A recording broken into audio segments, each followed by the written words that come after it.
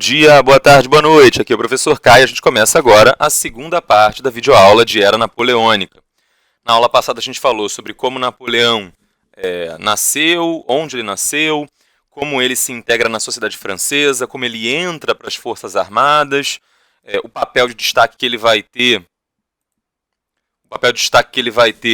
para contribuir para a defesa da Revolução Francesa, o seu alinhamento com os jacobinos e posterior passagem para o lado dos girondinos, o papel que ele teve na derrota da primeira coligação antifrancesa, a sua expedição ao Egito, o seu retorno, o golpe do 18 de Brumário e a sua tomada do poder. A gente viu que o primeiro governo que o Napoleão vai exercer, a primeira forma de governo vai ser o consulado. O consulado era um governo tríplice, havia 3 cônsules, sendo Napoleão o primeiro cônsul, por isso mais importante, tendo um pouquinho mais de poder que os outros acabavam sendo, na prática, uma função meramente decorativa, não tinham poder eficaz. O Napoleão ele só deixava algumas incumbências, algumas funções para esses outros 2 cônsules, quando ele precisava se ausentar, quando ele precisava sair do país para comandar uma tropa em guerra, tá? Mas de forma geral, esses outros 2 cônsules eles só se limitavam a obedecer ao que Napoleão determinasse. Na prática, a gente está falando de uma ditadura. E nesse primeiro momento, tá, do consulado, o Napoleão ele vai realizar uma série de reformas. E aí, quando eu falo de reformas aqui, né, eu estou falando de reformas administrativas, reformas nas instituições. Eu não estou dizendo que Napoleão mandou um conjunto de pedreiros reconstruir alguma coisa que estava quebrada, tá? Quando você fala de reforma em termos políticos, você está falando, por exemplo, alguma instituição ou algum setor de atuação governamental que não funciona corretamente ou que apresenta problemas. E aí, o governo ele toma medidas para sanear, para resolver esses problemas. Isso é uma reforma. A primeira reforma napoleônica que interessa aqui para a gente é a reforma administrativa. Tá? Que reforma é essa que Napoleão vai realizar na administração?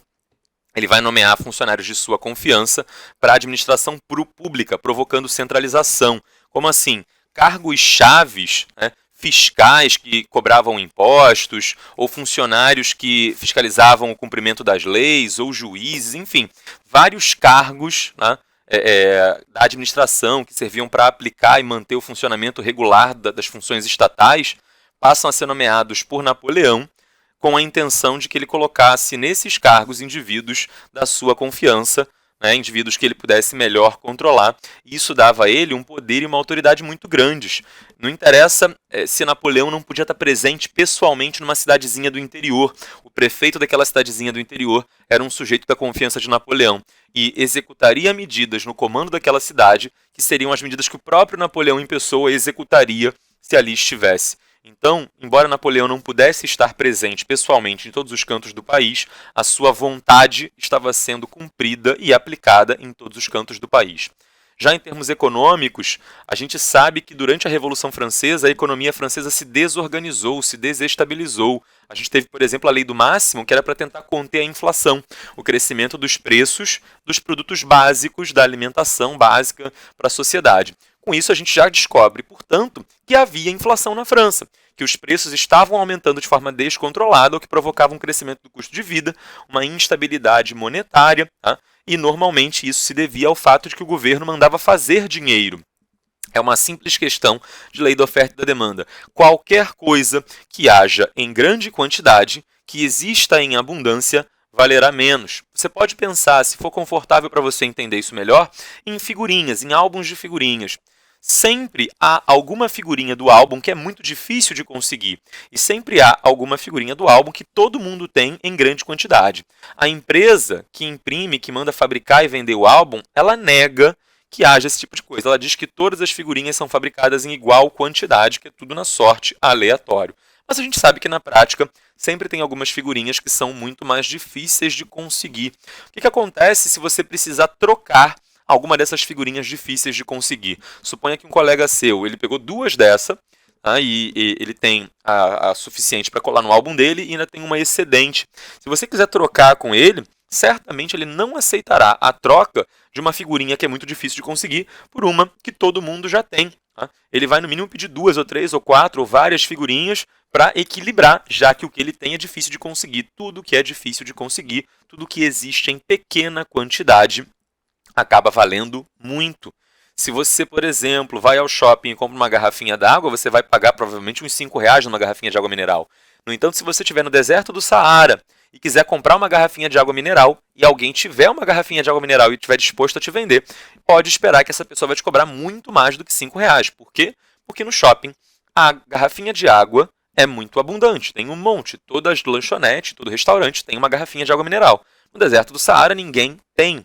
Então, quando um produto se torna escasso num lugar, ele vale mais. Quando esse produto se torna abundante, ele vale menos. O que acontece? O governo francês começou a fabricar muito dinheiro. Pensa no dinheiro como uma figurinha. Tinha muito dinheiro. Então, o dinheiro começa a valer menos em relação a todos os outros produtos do país. Todos os outros produtos do país, o feijão, o arroz, a carne, o pão, a roupa, o remédio, continuaram existindo na mesma quantidade. Mas o dinheiro passou a existir em mais quantidade. Isso fazia com que o dinheiro valesse menos.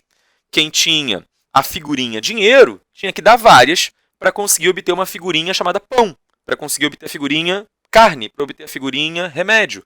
Isso significava que, na prática, o remédio, a carne e o pão passaram a custar mais. Isso é inflação. Tá? Então, para tentar solucionar esse problema inflacionário, no ano de 1800, Napoleão vai criar o Banco da França. A função do Banco da França era controlar a produção de dinheiro. Normalmente, durante a Revolução, sempre que o governo estava com problema, o governo fazia dinheiro e fazia dinheiro e fazia dinheiro. Eu preciso contratar um novo exército. E aí eu tenho que arrumar dinheiro para pagar o salário dos soldados. Então vamos fabricar dinheiro. Agora, a função de emitir dinheiro é do Banco da França, não é mais do governante diretamente. Então, se o governante precisar de dinheiro para contratar soldados, ele precisa falar com o Banco da França. Bom dia, senhor presidente do Banco da França. Você pode fabricar mais 1 milhão para mim? E o Banco da França vai dizer, não, eu não posso. Se eu fizer isso, a quantidade de dinheiro vai ficar descontrolada e a gente vai ter uma inflação. Busque outra forma de conseguir dinheiro. Pega emprestado com alguém que já tenha. Eu não vou fabricar dinheiro novo. Pega dinheiro que já existe, que está na mão de alguém emprestado. Tá? Ou venda mercadorias, ou, enfim, faça alguma coisa. Mas eu não vou fabricar mais dinheiro. É mais ou menos assim que os bancos centrais funcionam. O Banco da França era uma espécie de banco central. Tá? Hoje no Brasil existe um banco chamado Banco Central. Se você procurar arduamente uma agência desse banco, chamado Banco Central, porque você deseja criar uma conta lá, perca as esperanças, você não vai encontrar. Porque o Banco Central do Brasil, ele não é um banco para clientes correntistas, pessoas comuns. É o banco dos bancos.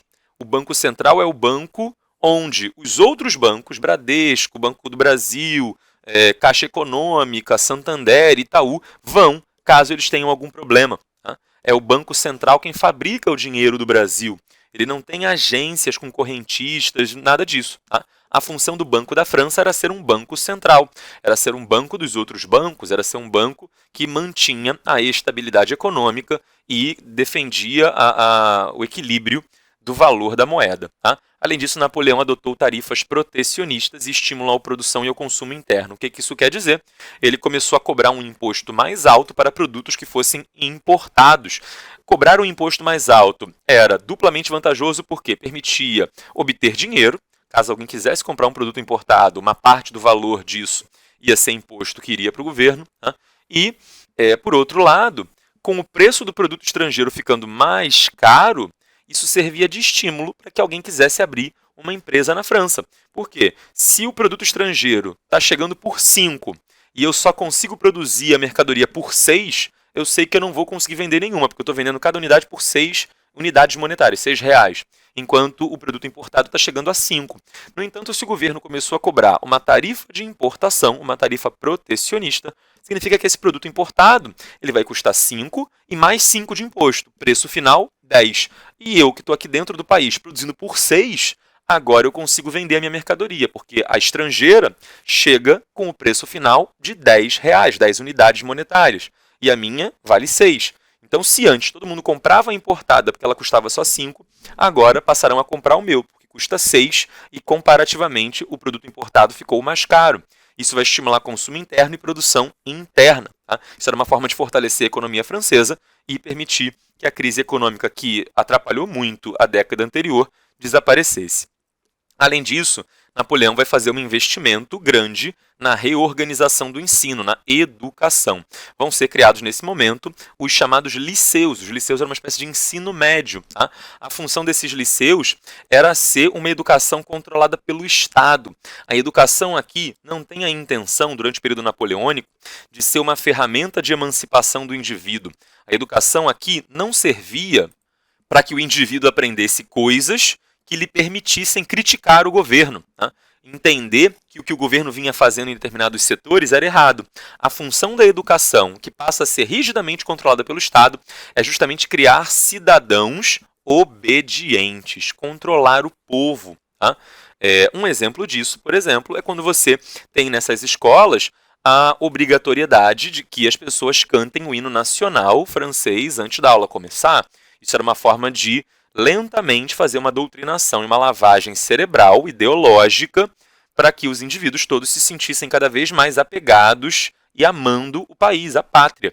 E amando, consequentemente, o governante que governava essa pátria. Tá? E não se preocupassem em entender que o que o governo vinha fazendo poderia ser errado. Tá? Então, a educação, sob rígido controle do governo de Napoleão, é um instrumento de doutrinação e de controle intelectual. Além disso, a gente tem a mudança religiosa. Até a Revolução Francesa, a gente tinha um distanciamento entre Estado e Igreja, até uma certa hostilidade do Estado em relação à Igreja, embora, em tese, o Estado devesse ser laico, o que quer dizer que o Estado não atuava nem para beneficiar a Igreja, nem para prejudicar a Igreja. Mas, na prática, a gente sabe que muitas vezes o Estado agia, sim, para prejudicar a Igreja. Lá durante a Revolução, por exemplo, com o confisco de terras da igreja, por exemplo, com o confisco de igrejas transformadas em templos da razão, lá no período dos jacobinos, teve muito religioso que foi perseguido, que foi morto nesse momento da Revolução Francesa. Napoleão, nesse momento do consulado, vai mudar radicalmente a postura, vai parar as perseguições religiosas e vai, no ano de 1801, assinar uma concordata com a igreja. O que é uma concordata? São quando os dois lados concordam em adotar certas posturas. A igreja concorda em parar de pedir indenização pelas terras que perdeu.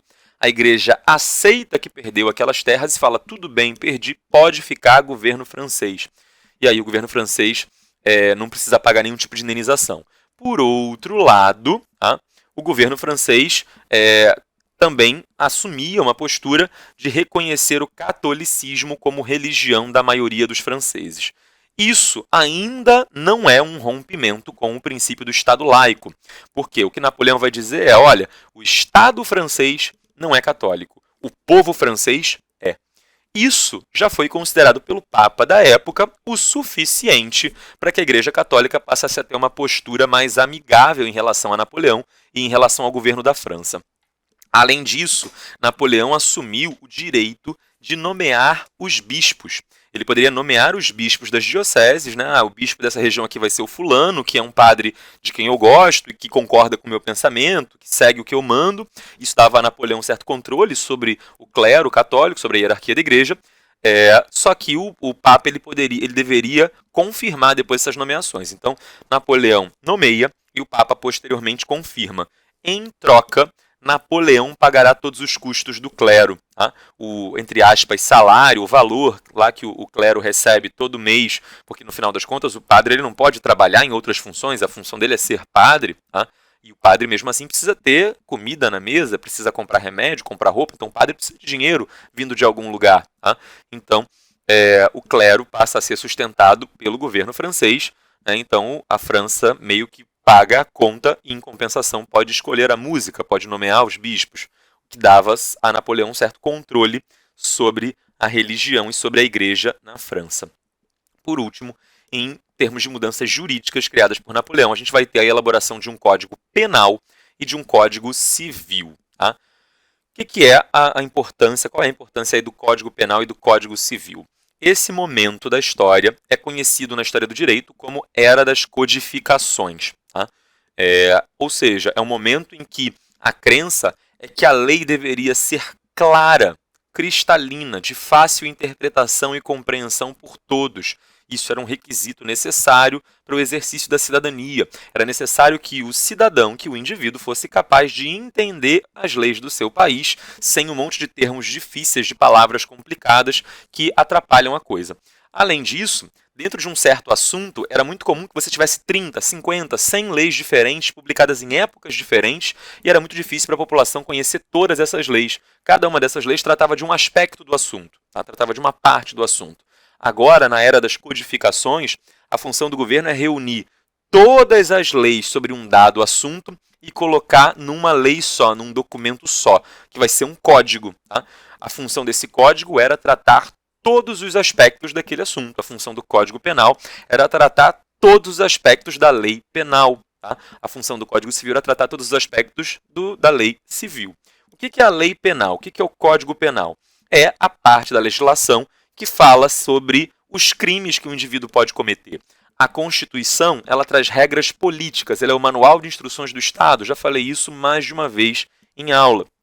A Constituição é o manual de instruções do Estado. A Constituição fala qual é a forma de governo, qual é a organização do Estado, se é república, se é monarquia, se é presidente, se é primeiro-ministro, se é parlamento, quantos são os políticos, quanto tempo esses políticos governarão, se é de forma vitalícia, se é por um mandato de 4 anos, ou 5 ou 6. Isso é a Constituição, assuntos políticos. O Código Penal é o que traz os crimes. Tá? Então, por exemplo, matar alguém, roubar alguém, estuprar alguém, assassinar alguém, fazer o latrocínio, que é prender, matar uma pessoa para poder roubar o que ela tem, tá? Ou furtar alguém, pegar o que é de outra pessoa sem que ela perceba num primeiro momento, sem usar violência nem nada. Né? Então, são os crimes. Tá? Tudo isso está no Código Penal. Tá? E o Código Civil fala sobre o quê? Vamos falar sobre Código Civil. Tá? O Brasil hoje tem um Código Civil? Tem. A maior parte dos países do mundo adotou um Código Civil exatamente por inspiração do governo napoleônico. Napoleão cria o primeiro Código Civil moderno e esse Código Civil napoleônico ele vai servir posteriormente de inspiração para códigos civis na Alemanha, na Itália, na Espanha, em Portugal, nos Estados Unidos, no Brasil e em boa parte do mundo. Tá? O Brasil tem um Código Civil mais ou menos recente. Tá? O Código Civil que vale na França até hoje é o Código Civil napoleônico com algumas adaptações. Esse Código Civil napoleônico ele foi criado em 1804. Tá? O Código Civil brasileiro ele já é bem mais recente, ele não tem 216 anos, ele tem só 18 anos. É um código bem recente, é do ano de 2002. Antes desse, o Brasil teve, se não me engano, um Código Civil do ano de 1915. Ainda assim, mais novo do que o Código Civil napoleônico. Sobre o que fala um Código Civil. O Código Penal diz o que é e o que não é crime. Tá? E estabelece as penas. Se você mata alguém, a pena é prisão de tanto a tanto tempo. Se você furta alguém, é isso. Se você bate em alguém, é aquilo. Enfim. E um Código Civil trata do quê? O Código Civil estabelece os marcos legais para o início e o fim da vida. Já parou para pensar quando é o início da vida? Quando é o fim da vida? Existe uma baita discussão, inclusive com características religiosas. Né? Tem grupos religiosos que dizem, olha, o início da vida é quando o espermatozoide entra no óvulo, ali já existe uma vida, por isso os grupos religiosos se colocam contra o aborto. Enfim, tem outras pessoas que entendem que a vida é outra coisa. O que a lei brasileira corrente atual no Brasil determina? Que a vida começa quando o feto sai de dentro da barriga da mamãe, tá? Com vida. E o que é vida para a lei? O que significa nascer com vida? O início da vida é quando você nasce com vida. Portanto, todo o período anterior ao parto, enquanto o feto está dentro do útero materno, ele ainda não está, por lei, vivo como um indivíduo. Tá? Ele está sendo gerado. O que não significa que o feto não tenha direitos. O feto tem direitos, mas ele não é, para o Código Civil brasileiro, um indivíduo vivo ainda. O que é um indivíduo vivo, tá? Para o Código Penal brasileiro? É quando aquele feto sai de dentro da barriga da mãe e chega a respirar. Tá? Existem, inclusive, testes, né, para depois que, imagina um bebê que nasceu e morreu em poucos minutos, ele chegou a ser uma pessoa viva? Tá? Para a lei isso é um assunto importante. Tá? Embora pareça muito banal para a mãe, porque bom, a mãe pôde pouco usufruir do tempo com o seu filho, mas para a lei isso é um assunto importante. E aí nos testes do Instituto Médico Legal, você tem um teste que você tira o pulmão de dentro do corpo, bota numa bacia com água para saber se ele boia ou se ele afunda. Se ele afunda é porque ele está vazio, ou seja, nunca entrou ar ali dentro. Se ele boia é porque há ar ali dentro. E existe uma característica do nosso pulmão que quando você respira, por mais que você expire, que você tente tirar o ar nunca sai 100% do seu pulmão. Sempre fica um pouquinho de ar dentro do seu pulmão. E isso é até um mecanismo de segurança do funcionamento do seu corpo. Porque se 100% do ar saísse, a parte de trás e da frente do seu pulmão colariam uma na outra por dentro. Tá? Então sempre fica um pouquinho de ar. Se houve alguma respiração, há ar dentro do pulmão. Se há ar dentro do pulmão, esse pulmão boiará quando colocado numa bacia. E aí você descobre que aquela pessoa chegou a estar viva. Nasceu, saiu de dentro da mãe, com vida, respirou. Tá? E você tem os marcos para o fim da vida, né? É quando o sistema nervoso central para de funcionar, enfim. Então você tem um marco inicial para a lei, você tem um marco final para a lei de quando começa e quando termina a vida. Isso está tratado no Código Civil, tá? Não é na Constituição, é no Código Civil. Tá? Além disso, o Código Civil trata sobre relações contratuais entre indivíduos. Quando um indivíduo compra, vende, quando ele aliena, quando ele empresta, quando ele aluga. Se um indivíduo aluga um imóvel para uma outra pessoa ou aluga um carro para uma outra pessoa, existem regras que estão no Código Civil dizendo, né, como é que deve ser feito o pagamento, quais são as obrigações de quem pegou emprestado. Se você pega uma coisa emprestada e danifica, você tem que pagar pelo dano que você causou. Se você aluga alguma coisa e danifica, você tem que pagar pelo que você provocou de dano. Né? Enfim, tem uma série de regras que estão estabelecidas também no Código Civil. Tá? O Código Civil também fala sobre as características dos bens. Né? O que é um bem imóvel? Uma casa, uma fazenda é um bem imóvel? Uma loja? O que é um bem móvel? Um computador, um celular, uma mesa, uma cama? Né? Tem lá características do que é um bem móvel e do que é um bem imóvel. Tá? Tem características falando sobre os indivíduos, quais são os direitos mais elementares que os indivíduos têm, direito ao nome, direito à honra, direito de imagem. Não sei se você já ouviu falar do famoso direito de imagem. Né? Os artistas eles ganham um dinheiro porque eles estão alugando, entre aspas, o seu direito de imagem. E o Código Civil também fala sobre relações familiares, tá? Quem é pai de quem é mãe de quem é irmão, o que é irmão, o que é primo, o que é tio, quem pode casar com quem e quem não pode casar com quem. Existe no Código Civil algumas proibições sobre com quem as pessoas podem se casar. E você nesse momento ficou preocupado e pensou, o Código Civil pode me proibir de casar com uma pessoa? Sim, a lei brasileira pode te proibir de casar com uma pessoa. E você fala, isso é muito injusto? Se eu quiser casar com aquela pessoa e se eu amar muito aquela pessoa, tem certas pessoas que não interessa o quanto você ame, você não poderá se casar com elas. Por exemplo, a sua mãe ou seu pai. Por mais que você quisesse, você, por lei, nunca poderia se casar com seu pai e sua mãe, ou com um irmão ou uma irmã, ou com um tio ou uma tia, ou com um avô ou com uma avó, ou com um filho ou com uma filha. Isso é proibido por lei. Dizendo isso, eu acho que talvez ainda não tenha ficado muito claro para você sobre o que o Código Civil trata. A Constituição, ela estabelece regras políticas para o funcionamento do país. O Código Penal estabelece o que é ou não crime. E o Código Civil? Ele fala de um monte de coisa que aparentemente é desconexa. Um monte de coisa que a princípio não se relaciona entre si. Quando eu nasci, com quem eu posso me casar, o que eu posso ou não comprar, o que há em comum entre relações familiares, o início da vida e contratos. O que há em comum entre todos esses temas e que é o grande tema do Código Civil é o seu patrimônio, é o seu dinheiro. E sim, é por isso que é importante sim saber quando você começa a vida ou não. Tá? Por exemplo, isso estabelece relações de herança. Um indivíduo que nunca nasceu não pode deixar herança.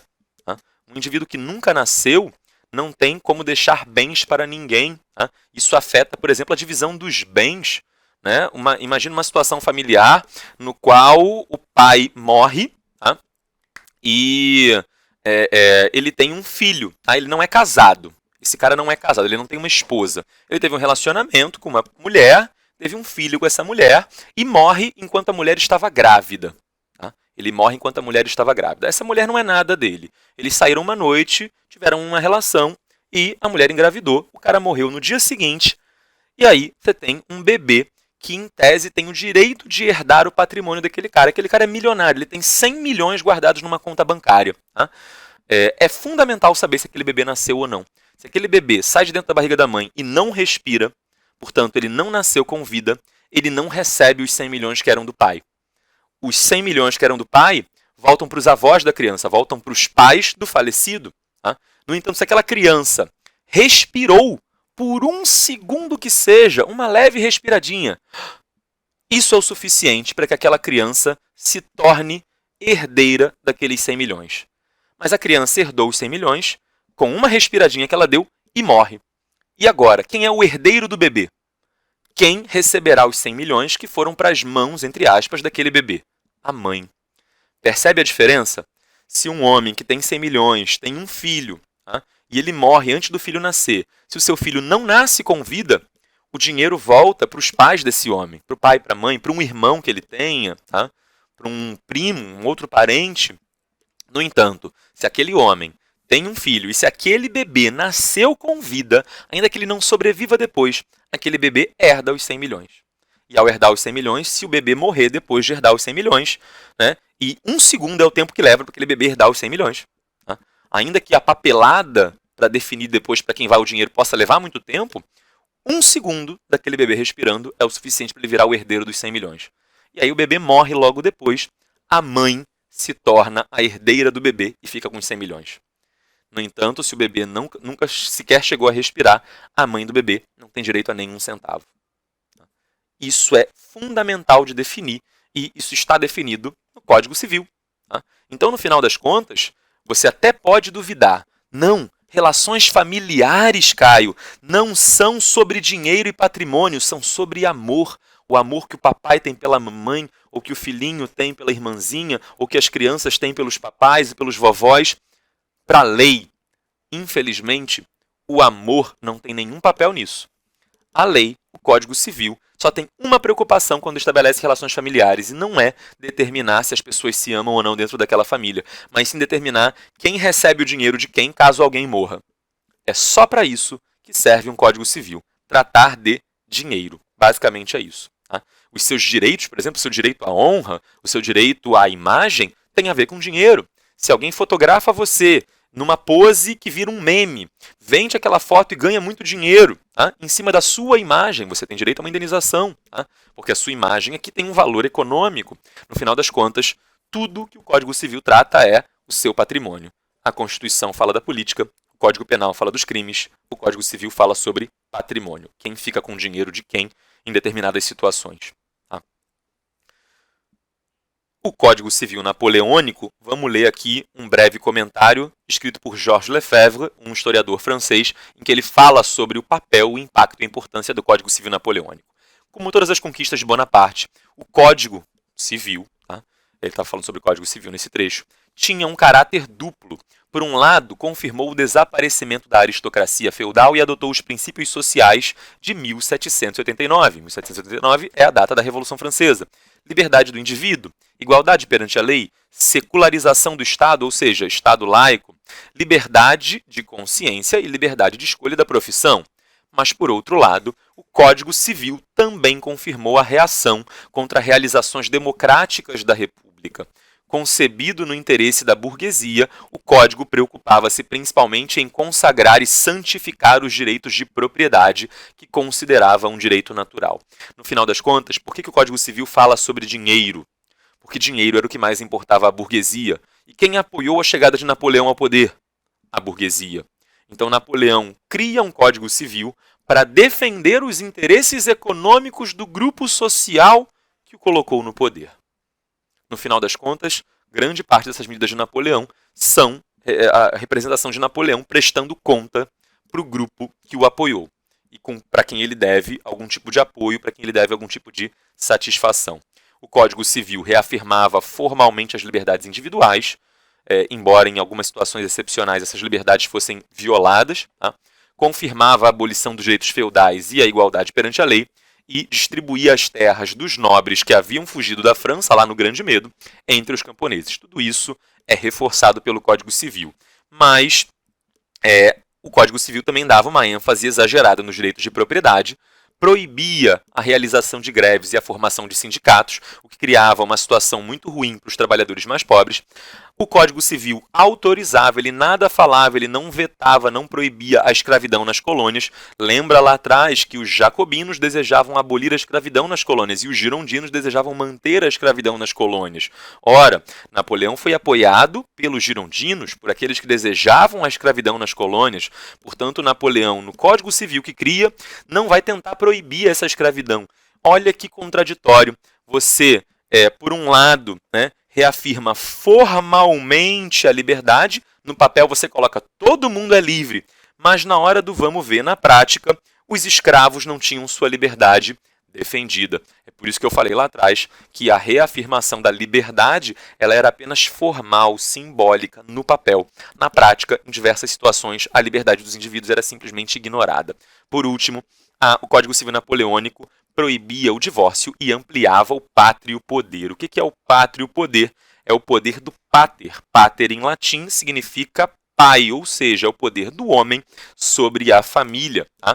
O pátrio poder estabelecia que, em primeiro lugar, o Código Civil determinava que a família era a base da sociedade, por isso era proibido o divórcio, porque se houvesse divórcio, você está enfraquecendo a família, e como a família é a base da sociedade, você está enfraquecendo a sociedade. Tá? Além disso, o pátrio poder determinava que o pater família, né? Pater família era o homem da família, era o chefe da família, era o homem mais velho da casa, ele tinha um poder quase ilimitado sobre todos dentro da casa. Os filhos tinham que obedecer aos pais, ou principalmente tinham que obedecer ao pai, mesmo que esse filho fosse maior de idade. Para que um filho pudesse se casar até os 25 anos de idade, ele precisava de autorização do pai. Tá? Hoje, você precisa de autorização dos seus pais para se casar só se você tiver menos de 18 anos. Você tem 17 anos, quer muito se casar e conhecer o amor da sua vida, né? O príncipe da Inglaterra veio aqui e decidiu se casar com você e você tem 17 anos, bom, seus pais precisam autorizar. Se você tiver 18 anos, você faz o que você quiser e casa com quem você quiser, desde que seja uma pessoa permitida pelo Código Civil. Tá? Casa com quem quiser, desde que seja alguém permitido pelo Código Civil. Mas você não precisa de autorização do papai e da mamãe depois que fez 18 anos. Lá na França, mesmo maiores de 18 anos precisavam de autorização do pai e da mãe para casar até os 25. Por quê? Porque a lei considerava que o jovem até 25 anos ainda é muito imaturo. Tá? E sendo imaturo, poderia facilmente cair no golpe de um enganador que desejasse casar só por interesse econômico, o chamado golpe do baú. Então, um jovem rico poderia se sentir apaixonado por uma moça que, na verdade, era uma moça interesseira, que só estava de olho no dinheiro daquele rapaz. E aí o pai daquele rapaz poderia proibi-lo de se casar. Além disso, por exemplo, a mulher da família, a esposa, né, do chefe da família, ela poderia, vamos supor, ter uma herança para receber. Tá?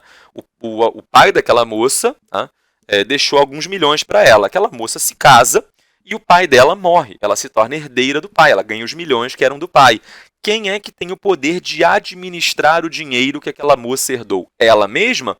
Não. Quem administra o dinheiro dela é seu marido. Ou seja, a mulher casada, ela estava na mesma condição de uma criança, incapaz de administrar a própria riqueza, dependendo do homem mais velho da família para administrar a sua riqueza. Tá? Se você que está me ouvindo agora durante a aula é um adolescente e herdar uma fortuna milionária, você não controla a sua fortuna. Quem controla a sua fortuna é seu pai e sua mãe. Eles têm poder sobre seu dinheiro porque você é um menor de idade, você é uma criança. Tá? No entanto, lá no Código Civil Napoleônico, a mulher ela era submetida a uma condição semelhante à das crianças em termos jurídicos, ou seja, incapaz de cuidar do próprio dinheiro, dependendo do marido. Isso dava ao marido um poder muito grande sobre a esposa, isso dava ao homem mais velho um poder muito grande sobre os filhos. Por exemplo, a proibição de greves e formação de sindicatos dava um poder muito grande do patrão sobre os empregados. No final das contas, esse Código Civil ele estabelecia uma superioridade do homem sobre a mulher, do mais velho sobre o mais jovem e do patrão sobre o empregado. Quem eram esses homens mais velhos, experientes e ricos? Eles eram justamente a burguesia. Portanto, a lei francesa, nesse momento, ela não é uma lei neutra, criada por ser a mais útil, a melhor ou a mais eficaz. Ela é uma lei criada por um indivíduo aliado à burguesia apenas para reforçar os interesses da burguesia. É uma lei com viés ideológico. não é uma lei neutra. E, inclusive, perca esse tipo de ilusão. As leis normalmente não são neutras. As leis representam o interesse de algum grupo social ou político que ajudou na formulação daquela lei. Tá? Ela, na prática, por mais que ela finja que trata a todos igualmente, a lei normalmente não trata a todos igualmente. É só você olhar, por exemplo, para o Holocausto que os judeus sofreram na mão dos nazistas. O Holocausto estava dentro da lei. É só você olhar, por exemplo, a escravidão que a população afrodescendente sofreu no Brasil. Ela era autorizada por lei.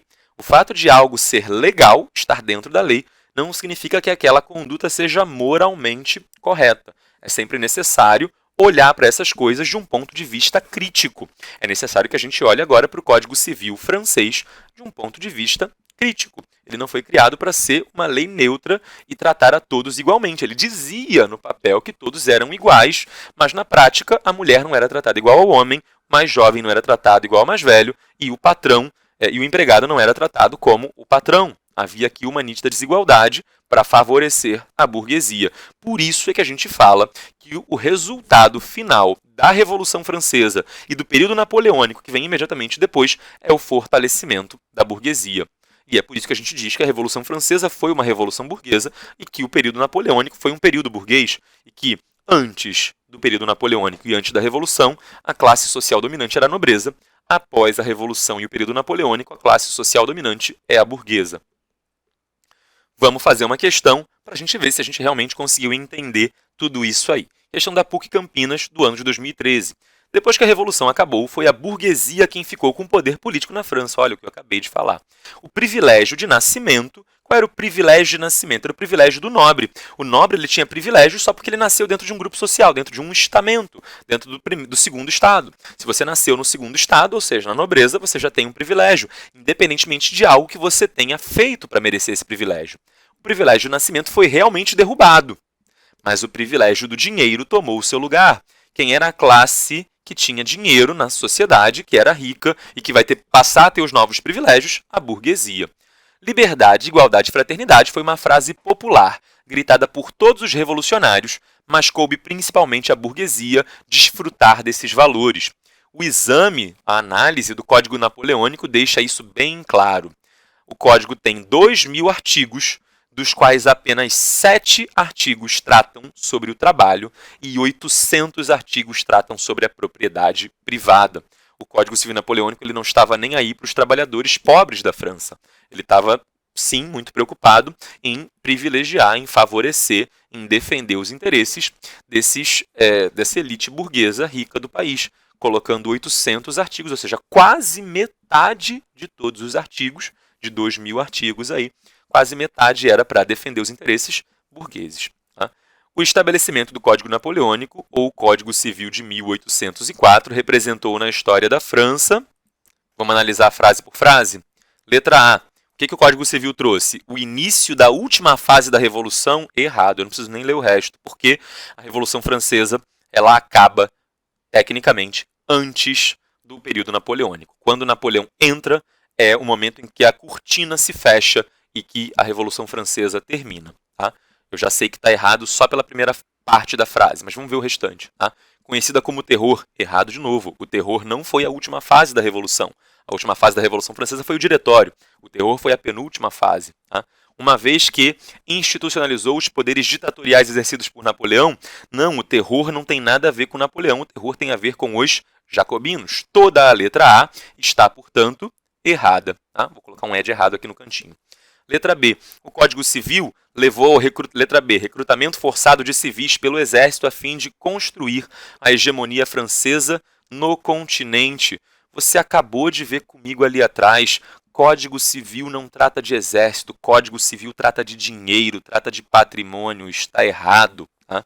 É importante entender para que serve e o que diz um Código Civil, para você já excluir a letra B, que está completamente errada e absurda. Letra C, restauração do poder monárquico nos moldes do antigo regime. Não, a monarquia não voltou nesse momento por meio da anulação de todas as leis anteriores. Não, o Código Civil não anulou todas as leis existentes anteriormente. O Código Civil não anulou a Declaração dos Direitos do Homem e do Cidadão. Também está errada a letra C. Vamos ver o que diz a letra D de dado. O Código Civil representou Letra D, a afirmação dos poderes político e econômico da burguesia? Opa, no primeiro momento parece que sim. Tá? A burguesia ela passa a ter mais prestígio político e econômico por causa desse Código Civil que defendia, que protegia os interesses econômicos da burguesia, acompanhada pela imposição de restrições à liberdade, à organização de movimentos sociais e à liberdade de imprensa.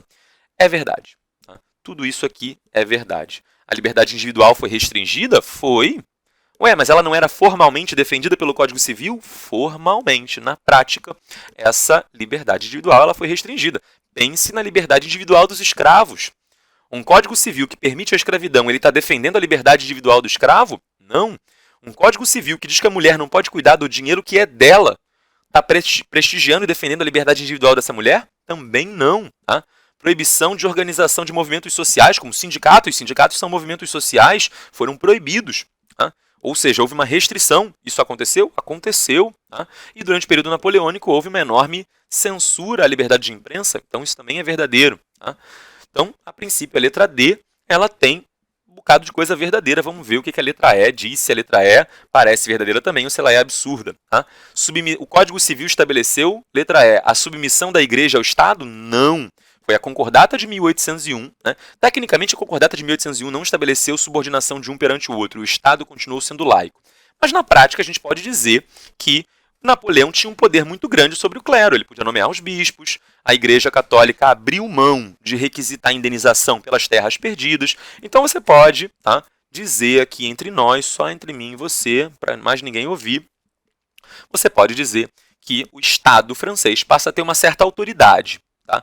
Mas não foi o Código Civil quem estabeleceu isso, foi a Concordata de 1801, está errado. Tá? O Código Civil também estabeleceu a criação da Lei do Máximo? Absurdo. A Lei do Máximo é, inclusive, uma violação da propriedade privada, porque diz que o empresário não pode determinar o preço da sua própria mercadoria. Tá? Então, o Código Civil é uma limitação ao direito de propriedade. A gente sabe que o Código Civil, a Lei do Máximo é uma limitação ao direito de propriedade. A gente sabe que o Código Civil ele prestigiou, ele fortaleceu o direito de propriedade, tá? Então não tem nada a ver Código Civil e Lei do Máximo. Conferia poderes máximos ao imperador recentemente coroado? Não, a Lei do Máximo sequer servia para determinar os poderes políticos do governante. A Lei do Máximo servia para estabelecer o preço máximo de uma mercadoria. Tudo na letra E, absolutamente tudo também está errado. Esse é o tipo de questão que é maravilhoso de responder, ela é muito fácil, porque o que está errado não está só um pouquinho errado para te gerar confusão. O que está errado está grotescamente errado, e é muito fácil perceber que está errado. Letras A, B, C e E têm erros absurdos, só sobra a letra D, tá? Que não é a resposta mais perfeita, mas tudo que está aqui são informações mais ou menos corretas, então ficamos mesmo com a letra D. Vamos ver se é esse o gabarito que a PUC Campinas deu para a gente. É exatamente esse o gabarito da PUC Campinas, letra D de dado. Tá? Espero que você tenha conseguido entender a importância do Código Civil, o que é um Código Civil. Tá? Eu não vou entrar na relação de Napoleão com as colônias, que é o nosso próximo slide, porque a gente levaria bastante tempo nisso. Tá? Eu vou interrompendo minha aula por aqui, por hoje é só. Fiquem bem e não esqueçam de lavar muito bem suas mãos.